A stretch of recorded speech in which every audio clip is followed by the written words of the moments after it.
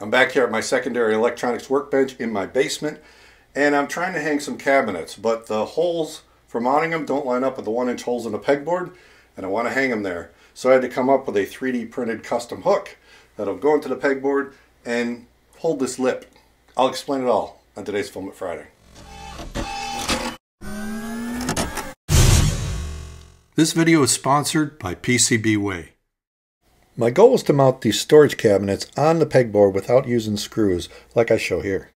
But the problem came up when I wanted to use the holes in the pegboard to mount the cabinets. The holes in my pegboard, like most pegboard, are 1 inch on center, or 1 inch from the center of one hole to the center of the next hole.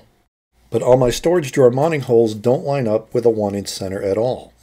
Now I could just use like drywall screws and shoot it into the pegboard, but I don't want to do that. That's going to put more holes in it. It's already weak enough as it is. There's enough holes. I'd like to use the existing holes and maybe a 3D print to make this work. I have used 3D prints to hold pegboard hooks in place, but never the actual hook. And these cabinets have a lot of circuit boards in them, so the weight is actually pretty heavy. Then I realized these plastic drawer cabinets have this frame around it. It's actually a lip that maybe I could hook onto and then into the pegboard. I measured the thickness of that frame with my calipers, and it's 3 millimeters thick. But I also noticed that it's 1 inch tall. So I should be able to make a double hook between two holes, which is 1 inch, and then just put a hook to it that will go into that frame and hold the cabinet. And this lip is wide. It spans multiple holes in the pegboard, which means I can spread the weight of the cabinet across multiple hooks. And here's the design I came up with in Tinkercad. It's a bunch of individual blocks with cutouts to make a double-sided hook, one for the cabinet and one for the holes in the pegboard. And it's 30 millimeters tall, 14.5 millimeters wide, and 5 millimeters thick. And these should push into the holes of the pegboard. I brought the file into Prusa Slicer. I made 10 of them. I sliced it at a 0.2 layer height, 15% infill. This should be strong enough. If I need it stronger, I'll reprint it with more walls. I'm scrolling through it in preview mode so you can see what's inside, but with the number of hooks that I can use, I don't think I need them super strong. I printed it on a Prusa Core 1 with just some PLA filament, and it did a great job.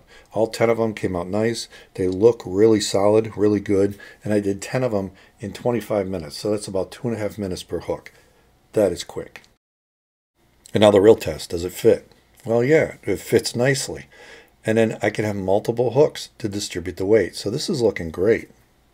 Now I did space the hooks at 25 millimeters so they would line up with holes.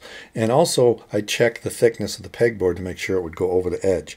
And these things do. They slide down, go right over the edge of the pegboard hole.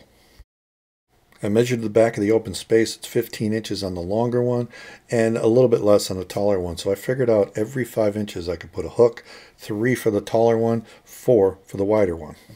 So I just counted out 5 holes, and then I pushed a hook into place. And these fit pretty tight, so once they're in, you can pull them back out, but they don't come out easily.